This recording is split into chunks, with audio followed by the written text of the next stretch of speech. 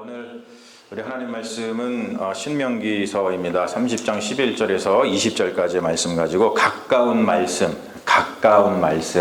하는 제목으로 우리 하나님 말씀 증거하겠습니다. 제가 살던 조지아 컬럼버스 근처에는 미국의 제39대 대통령 지미 카러 아시죠? 지미 카러의 생가가 있었습니다.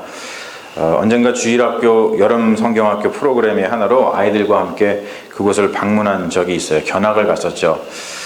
근데 거기에 가면 사실 한 가지 생각밖에는 안 들어요. 무슨 생각이 드냐면 야 정말 개천에서 용났다 그런 생각이 듭니다. 여러분들이 지금 거기 조지아를 안 가보셔가지고 전혀 제가 얘기하는데 무슨 말인지 잘 못 알아듣시는 것 같은데 거기 가면은 완전히 시골입니다. 깡촌입니다. 깡 소리밖에 안 나요. 그런데 그 지미 카터의 생가를 가면 그의 삶에 대해서 여러 가지 장식과 스토리가 전시되어 있는데 그 중에서 가장 눈에 띄는 것이 뭐냐면 그의 학창 시절에 관한 것입니다. 우선 보면은 거기에 뭐가 있냐면 그 교장 선생님이 그 지미 카터가 다녔던 학교의 교장 선생님이 그 학생들에게 독서의 중요성에 대해서 많이 강조했다라는 그 이야기가 나와요. 그 교장 선생님의 이름이 줄리아 콜만이라는 분인데 그분이 늘 이런 말을 했다고 그래요. Readers make leaders. 무슨 말인지 아시겠죠? 책을 많이 읽는 사람이 지도자가 된다. 그런 뜻입니다. 그리고 이 교장 선생님이 자신의 학생들에게 한 말 중에서 이 지미 카터 대통령이 굉장히 감동했다고 하는 말이 거기에 가면 이렇게 아주 문구 그 벽에 이렇게 써 있습니다. 그 구절이 뭐냐면 이런 말이에요. Always do your best. Someday one of you may grow up to become president. 무슨 말인지 아시겠죠? 언제든지 최선을 다해라. 그러면 언젠가 너희 중에서는 누군가 자라서 대통령이 될 수 있을 것이다. 이런 말을 했다고 합니다. 사실 저는 이 문장을 보는 순간 머리가 띵 했어요. 왜냐하면 제가 미국에 와가지고 놀란 것 중에 하나가 뭐냐면 한국의 많은 그 문화, 특히 뭐 기독교 문화 이런 것이 미국에서 굉장히 많이 수입이 됐구나 그런 걸 느꼈거든요. 저는 여름 성경학교가 한국에서 있는 건 줄 알았어요. 근데 미국에 오니까 그게 아니더라고. BBS라고 Vacation Bible Study라고 있어요. 그리고 그때 어렸을 때 제가 배웠던 그 찬양이 뭐냐면 뭐 여러 가지 있습니다만 뭐 높고도 넓고도 높고 그 뭐 샘물 흐르네 졸졸 뭐 이런 거 있어요. 이런 찬양이 있는데 저는 이게 한국에서 우리 선생님들이 가르쳐 준 건 줄 알았어요. 그랬더니 그게 아니라 미국에서 다 선교사들이 갖고 와가지고 다 이렇게 했던 것이더라고요. 그러면서 무슨 생각이 들었냐면 야 장래 희망이 대통령인 것조차 미국에서 수입이 됐구나. 여러분 지미 카터 대통령의 어린 시절에 그네들의 장래 희망이 대통령이 되는 것이었습니다. 그러한 정서가 한국 땅으로 건너왔고 1948년 대한민국 정부가 수립된 이래로 대통령이 뽑혔죠. 그리고 미국에서와 마찬가지로 대한민국에서 살아가는 아이들의 제1의 희망은 그때부터 대통령이 되는 거였어요.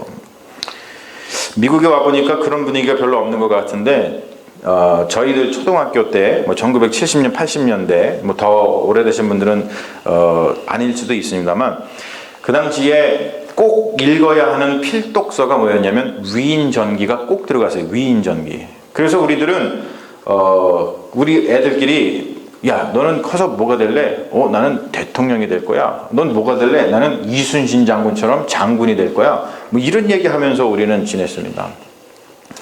근데 제가 저희 어린 시절을 돌아보면 저는 그 어떠한 위인에게도 좀 마음이 끌리지 않았던 것 같아요.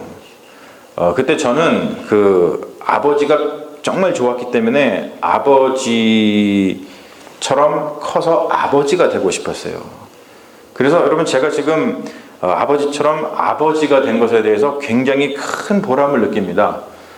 굉장히 소박하죠. 저희 아들이 아마 저한테 아버지 부르는 거를 아마 들으셨을 거예요. 그걸 보시면서 야 어떻게 하면 아빠라고 안 부르고 쟤네들은 아버지라 부르냐 참 촌스럽다 그런 말씀을 하실지 모르지만 저한테는 그것이 웃기는 일이 아니라 굉장히 감동적인 일입니다. 한국에 가면은 지하철을 같이 타잖아요. 그러면은 뭐 영어로다가 애들이 막 얘기하다가 꼭 저를 부를 때는 아버지 그래요. 그러면은 지하철에서 샀던 사람들이 듣고서 다 웃거든요. 그만큼 여러분, 저는 아버지가 되고 싶은 것이 가장 큰 꿈이었고 그것이 가장 큰 보람이었습니다. 그런 것처럼 아버지처럼, 우리 아버지가 목사님이셨잖아요. 아버지처럼 목회하고 있는 것에 대해서 저는 굉장히 큰 보람을 느낍니다. 그래서 지금도 저는 아버지처럼 아이들에게 사랑을 듬뿍 주는 아버지가 되고 싶은 것이 그게 꿈이고, 그리고 저희 아버지가 목회하실 때 별명이 뭐였냐면 사랑의 목회자였습니다. 그래서 아버지처럼 사랑의 목회자가 되는 게 꿈이에요.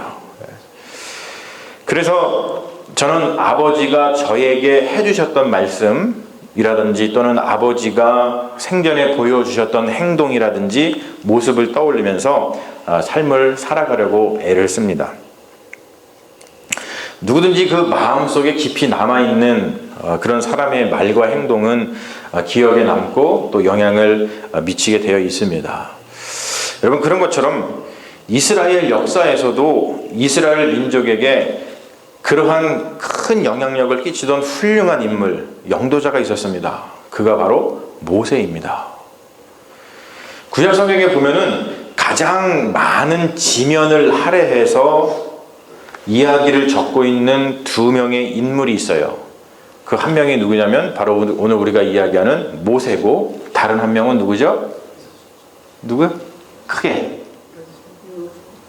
구약 성경에 크게 한번 해보세요. 네, 맞습니다. 다윗입니다. 다윗. 예. 다윗은 사무엘상 사무엘하에 순 다윗 이야기만 나오잖아요. 하지만 이 둘 중에서 여러분, 모세가 훨씬 더 많은 지면을 할애해서 모세에 대한 이야기를 합니다. 출애굽기, 레위기, 민수기, 신명기까지 다 모세 이야기입니다. 그리고 여호수아는 간접적으로, 직접적인 아니지만 여호수아와 함께 비교해가지고 모세를 전하고 있는 것이 여호수아죠. 여러분, 그것뿐만이 아닙니다. 신약에 가면은 모세는 예수님과 비교되는 인물로 등장을 합니다. 마태복음 같은 곳에 보면 예수가 누구냐라는 것을 논증할 때에 모세를 들어서 비교하죠. 모세는 이 마태복음은 유대인들을 위해서 쓰여진 복음서거든요. 그래서 모세라는 인물을 소개하면 예수가 누구인지를 금방 알았어요. 그래서 그 구조 자체도 모세 오경처럼 되어 있고, 그리고 거기에 처음에 등장하는 예수님의 어떤 그 탄생 이야기도 모세의 그 탄생 이야기와 아주 유사한 구조로 되어 있는 것을 우리가 발견할 수 있죠. 그만큼 모세가 애굽의 종살이에서 이스라엘을 구원한 영도자인 것처럼 예수가 죽음에서, 죄에서, 그 죄의 종살이에서 모든 인류를 구원한 영도자라는 것을 설명하고 있죠. 아마도 2000년 당시에 유대인들은 모세와 비교한 바로 이 복음서를 듣고서 예수가 누군지를 깨닫고 그 복음서를 마음속 깊이 받아들였을 것입니다. 오늘 말씀에서 모세는 죽음을 앞두고 자기 생명보다도 사랑했던 이스라엘 백성들에게 아주 신신당부의 말씀을 전합니다. 여러분, 상상을 한번 해보면 이 전하는 자의 마음, 이 모세의 마음이 절절했을 거예요. 자기 목숨보다 사랑했거든요. 그리고 듣는 이의 마음도 절절했을 것입니다. 모세와 동고동락해서 이제 죽음을 앞둔 그 모세의 이야기를 듣는 그 이스라엘의 백성들의 마음으로 한번 생각을 해보십시오. 여러분, 사실 말씀이라고 하는 것은 이렇게 선포되고 이렇게 받아야 할 줄로 믿습니다. 절절한 마음으로 전하고 절절한 마음으로 들어야 돼요. 그래야지만 생명의 말씀이 우리 가운데에서 꽃 피우게 되기 때문이죠. 모세가 사랑하는 자기 백성 이스라엘에게 전하는 말씀은 뭐냐면, 이제 곧 너희가 들어가게 될 그 가나안 땅에서 어떻게 살아야 할지에 대한 가르침을 주고 있습니다. 오늘 말씀을 보면 모세는 두 가지 삶이 있다고 말을 해요. 두 가지 삶은 뭐냐면 생명과 복, 그리고 사망과 화의 삶입니다. 여러분, 이 둘 중의 삶에서 어느 삶을 살고 싶으십니까? 당연히 생명과 복의 삶을 살고 싶겠죠. 사망과 화의 삶을 살고 싶은 사람은 아무도 없습니다. 지금 모세가 이 두 가지 삶 중에서 너희가 살고 싶은 삶을 택해라 라고 하는 것이 아니죠. 사랑하는 자기 백성 이스라엘이 생명과 복의 삶을 살도록 하기 위해서 절절한 마음으로 그 삶을 사는 방법을 가르쳐주고 있는 것입니다. 모세는요, 처음부터 끝까지 사랑하는 자기 백성 이스라엘에게 생명과 복을 주기 위해서 애쓴 것밖에는 없습니다. 출애굽기, 레위기, 민수기, 신명기 모든 말씀을 들여다보면은 이스라엘이 어떻게 생명과 복을 얻을 수 있는지에 대한 그 가르침이 전부예요. 출애굽기부터 신명기까지 생명과 복을 얻기 위한 삶의 가르침에서 계속되는 그 반복되는 핵심적인 말씀이 있습니다. 계속 반복돼요, 이 말씀은. 그 말씀이 바로 오늘 우리가 읽은 16절의 말씀입니다. 뭐라고 나오냐면 내 하나님 여호와를 사랑하고 그 모든 길로 행하며 그의 명령과 규례와 법도를 지키라. 그리하면 내가 생존하여 번성할 것이요 생명을 얻을 것이요 또 내 하나님 여호와께서 내가 가서 차지할 땅에서 내게 복을 주실 것임이라. 할렐루야. 출애굽기, 레위기, 민수기, 신명기에서 계속 반복되는 말씀이 이겁니다. 여러분, 이 말씀은 우리가 이미 신명기서의 핵심 말씀이라고 알고 있는 6장 4절 말씀에도 나오는 말씀이죠. 우리 같이 한번 읽어볼까요? 제가 이것을 써왔는데 같이 한번 읽어보겠습니다. 시작. 이스라엘아 들으라. 우리 하나님 여호와는 오직 유일한 여호와시니 너는 마음을 다하고 뜻을 다하고 힘을 다하여 내 하나님 여호와를 사랑하라. 할렐루야.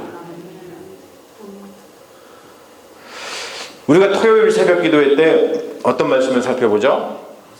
여호수아서를 살펴봅니다. 여호수아서는 여호수아와 이스라엘이 모세를 통하여 전해진 하나님의 말씀 또는 그들의 아버지, 그들의 지도자 바로 그 모세가 철저하게 전해준 그 말씀을 어떻게 지키고 순종하여서 생명과 복을 얻는지를 보여주는 말씀이에요. 많은 분들이 여호수아서를 읽을 때 잘못 생각하시는 게 있죠. 여호수아서를 보니까 뭐 이스라엘 백성이 가나안에 가가지고 큰 전쟁해가지고 사람을 죽이고서는 땅을 차지하더라. 그래서 이 여호수아서를 땅 따먹게 하는 성경으로 잘못 이해합니다. 하지만 그렇지 않습니다, 여러분. 여호수아서는 땅 따먹게 하는 전쟁하는 그런 성경이 아니라 하나님께서 모세를 통하여서 전해준 그 말씀이 있는데 그 말씀대로 여호수아와 이스라엘이 어떻게 그 말씀을 순종해서 그래서 그들이 생명과 복을 얻는지 그것을 보여주는 말씀이 그게 바로 여호수아서의 말씀입니다. 우리가 여호수아서를 계속 들여다봤지만 거기에서 그래서 반복되는 말씀이 한 가지 있습니다. 그 말씀이 뭐냐면 이 말씀이에요. 이와 같이. 이와 같이라는 말은 뭐냐면 그들이 뭘 했다는 뜻이죠. 이와 같이 여호수아가 여호와께서 모세에게 말씀하신 대로 이렇게 했더라 라는 말씀이 계속 반복되고 있습니다. 계속 반복되고 있어요. 여호수아와 이스라엘은 여호와께서 모세에게 말씀하신 대로 전쟁을 수행하고 여호수아와 이스라엘은 여호와께서 모세에게 말씀하신 대로 땅을 분배했습니다. 그런데 여호수아서 말씀을 보면은 여기서 벗어난 적이 딱 한 번 있습니다. 그게 바로 아이성 전투죠. 말씀에서 벗어나 행동한 아간 때문에 온 이스라엘 백성이 생명과 복에서 멀어지고 갑자기 사망과 화가 닥친 것을 볼 수 있습니다. 하지만 여러분, 그들은 그것을 교훈 삼아서 이전보다도 더욱더 여호와께서 모세에게 말씀하신 대로 가나안 땅의 정복을 수행했고 그래서 결국 그들은 하나님의 약속대로 가나안 땅을 차지하게 되는 것을 우리는 여호수아서를 통해서 보게 됩니다. 오늘 말씀 보면 모세는 자기보다 더 사랑했던 이스라엘에게 하나님을 사랑하는 것 그리고 그의 율법을 지키는 것은 어려운 것도 아니고 먼 것도 아니라고 이야기를 하고 있어요.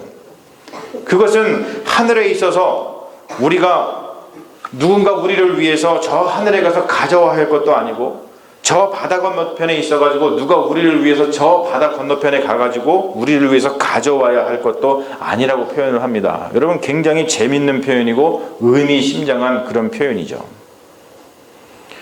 하나님의 말씀은 가까이에 있다는 거예요. 다시 한번 말씀드립니다. 하나님의 말씀은 가까이에 있습니다. 오늘 말씀의 제목이 담긴 그 말씀이 이것입니다. 오직, 14절 말씀, 오직 그 말씀이 너에게 매우 가까워서 내 입에 있으며 내 마음에 있은즉 내가 이를 행할 수 있느니라. 할렐루야. 여러분 어떠합니까? 여러분들에게 하나님의 말씀은 어디에 있습니까? 여러분들에게 하나님의 말씀은 하늘에 있습니까? 아니면 저 바다 끝 멀리에 있습니까? 아니면 하나님의 말씀이 여러분들의 입, 여러분들의 마음처럼 가까운 곳에 있습니까? 모세의 이 당부의 말씀은 하나님의 말씀이 실제로 우리의 입하고 우리의 마음에 있다는 뜻이 아니겠죠. 모세가 이런 말을 하는 이유는 바로 이것입니다. 하나님의 말씀을 바로 이 입과 이 마음에 두는 것처럼 가까이 둬라라고 하는 말씀입니다. 신영복 선생님이 있어요. 한국의 유명한 철학자죠. 이 신영복 선생님이 이런 말을 한 적이 있습니다. 제가 적어왔는데요. 그분이 그린 그림이 있고 잘 보이시는지 모르겠어요. 머리 좋은 것이 마음 좋은 것만 못하고, 마음 좋은 것이 손 좋은 것만 못하고, 손 좋은 것이 저 발 좋은 것만 못하다. 이런 말씀을 하신 적이 있습니다.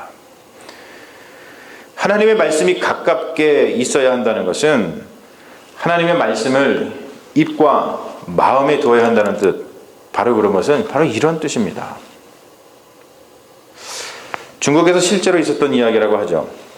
한 젊은 남녀가 굉장히 서로 사랑을 했어요. 너무나 사랑을 했는데 남자가 직장 때문에 멀리 떠났다고 합니다. 둘이 사랑하니까 서로의 그 애달픈 마음을 전하고자 매일매일 서로가 서로에게 편지를 썼다 그래요. 매일매일. 그런데 편지를 매일같이 주고받으니까 그 집에 누가 매일 들락날락 거렸겠어요? 편지를 전해주는 우체부가 매일 들락날락 거렸다 그래요. 근데 그 우체부가 총각이었습니다. 근데 여러분, 결국에 그 여인이 누구랑 결혼을 했겠습니까? 누구랑 결혼을 했겠어요? 그렇죠. 멀리 떠난 애인이 아니라 매일같이 본 그 우체부 총각하고 결혼을 했다 그래요. 사랑하는 여러분, 가까움이라고 하는 것은 이런 것입니다. 여러분의 삶 가운데 하나님의 말씀은 어디에 있습니까? 저 하늘에 있습니까? 저 바다에 있습니까? 아니면 여러분 가까이 입과 마음에 있습니까? 그 말씀을 매일같이 만나고 계십니까? 매일 가까이 하면 사랑하지 않을 수 없어요. 여러분, 어떤 분 만나 떠나, 여러분, 우리 교회 공동체, 여러분, 우리가 서로 얼마나 자주 봅니까? 적어도 일주일에 한 번은 보잖아요. 그리고 교회 생활을 열심히 하시는 분들은 지금 우리 교회에 뭐 예배가 3번 있으니까 적어도 3번은 봅니다. 적어도 3번은 봐요. 여러분들 얼마나 자주 봐요, 그렇죠? 얼마나 우리가 자주 보고 있어요. 제가 여기 지금 이사 온 지 6개월 됐는데, 제가 몇 번 말씀드렸죠. 뉴비전에 제 친구가 있거든요. 거기 뉴비전 부목사 제 친구인데, 목사 친구가 아니라 그냥 친구예요. 그냥 대학교 때부터 친구인데, 그 친구요 6개월 동안 2번밖에 못 봤어요. 2번밖에 못 봤어요. 근데 여러분, 우리는 일주일에 한 번 보거나 아니면 적어도 3번 이상은 봐요. 남들이 보면 우리한테 이런 말 할 거예요. 니네 사귀냐? 하도 자주 보니까. 여러분, 그렇죠. 우리는 사귀는 사이입니다. 누구 안에서? 그 그리스도 안에서 우리는 사귀는 사이입니다. 그것을 그리스도의 사귐이라고 이야기를 하고, 교회는 그리스도 안에서의 사귐이다. 그래서 교회를 공동체라 부르는 거예요. 여러분, 우리가 이렇게 자주 만나서 무슨 일을 합니까? 우리가 이렇게 자주 만나서 뭐 합니까? 교회는 뭐 하는 곳입니까? 자주 만나서 자주 싸웁니까? 자주 만나니까 서로 미워합니까? 아니면 자주 만나서 밥 먹습니까? 그렇지 않죠. 교회는 그런 일을 하는 곳이 아니라 교회는 사랑하는 일을 하는 곳입니다. 교회는 사랑하는 일을 하는 거예요. 오늘 말씀처럼 우리는 모여서 마음과 뜻과 힘을 다해서 여호와 하나님을 사랑하는 일을 합니다. 우리는 모여서 이웃을 내 몸과 같이 사랑하라고 하신 이 말씀에 순종해서 우리는 서로 사랑합니다. 우리는 바로 그리스도 안에서 서로 사랑하려고 모인 거예요. 서로 사랑하려고. 여러분, 제 이 절절한 마음이 좀 전해지시는지 모르겠어요. 내 모세의 마음으로 전하고 있는데, 제가 여러분들 얼마나 사랑하는지 몰라요. 여기 하트 안 보이세요? 하트? 네? 심장에 하트 심장이 확 뛰는 거 안 보이세요? 여러분, 그렇지 않아요? 저는 여러분 그냥 온 게 아니라 여러분들한테 보내심을 받고 왔어요. 저기 밑에 LA에서 온 게 아니라 저는 저 먼 곳 조지아에서 여러분 하나 믿고 왔습니다. 네. 할렐루야. 그러니 내가 여러분들을 얼마나 사랑해서 얼마나 사랑하는지 몰라요. 저는 부교육자를 맞을 때 한 가지만 당부합니다. 제가 조지아에 있을 때는 그 수련목 제도라는 게 있어서 늘 전임 전도사가 있었어요. 전임. 교회에서 전임으로 일하는. 전사님이 새로 오면은 이게 3년마다 한 번씩 바뀌거든요. 3년 동안 이게 수련목을 하게 되어 있어요. 그때마다 제가 전도사님 오면은 딱 한 가지만 얘기를 했어요. 전도사님, 일 열심히 하십시오. 이런 말 안 했습니다. 뭐라 그랬냐면, 전도사님, 저를 사랑해 주세요. 저도 전도사님을 사랑하겠습니다. 저는 이 한 가지만 얘기했습니다.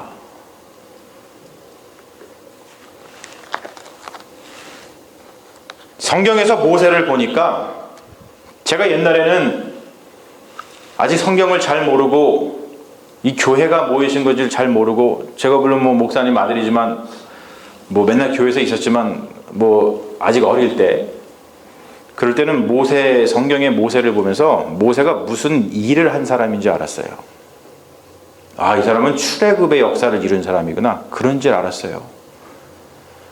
그런데 제가 성경을 깊이 있게 들여다보고 목회하고 하나님의 은혜를 받고, 그리고 교회에서 성도님들과 깊이 있게 사랑을 하면서 목회를 하다 보니까 깨달은 것이 뭐냐면, 모세는 무슨 일을 한 사람이 아니구나. 모세는 하나님을 사랑하고 자기 백성을 사랑한 사람이구나. 저는 그것을 깨달았습니다. 저는 예수님이 무슨 일을 하신 분인 줄 알았어요. 예수님이 십자가에 달려서 그냥 죽으시는 일을 하신 줄 알았어요. 그런데 시간이 흘러서 복음을 깨닫고 보니까 예수님은 무슨 일을 하신 분이 아니에요.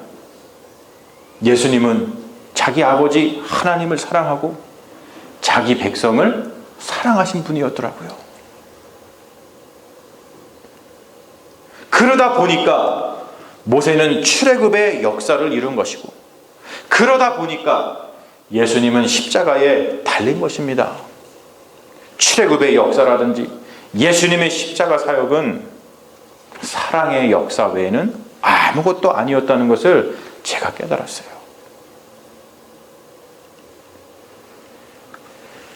말씀이 입에 있고 말씀이 마음에 있다는 것, 하나님의 말씀을 가까이 한다는 것, 그래서 우리가 생명을 누리고 복을 누리게 된다는 것은 우리가 이 마음과 뜻과 힘을 다해서 하나님을 사랑하고 있는가,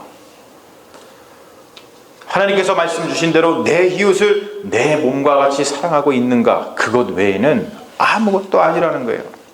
내가 사랑하고 있는지 아닌지를 보면 내가 말씀을 가까이 하고 있는지, 그 말씀이 나에게 가까이 있는지 아닌지를 알 수 있다는 것이죠.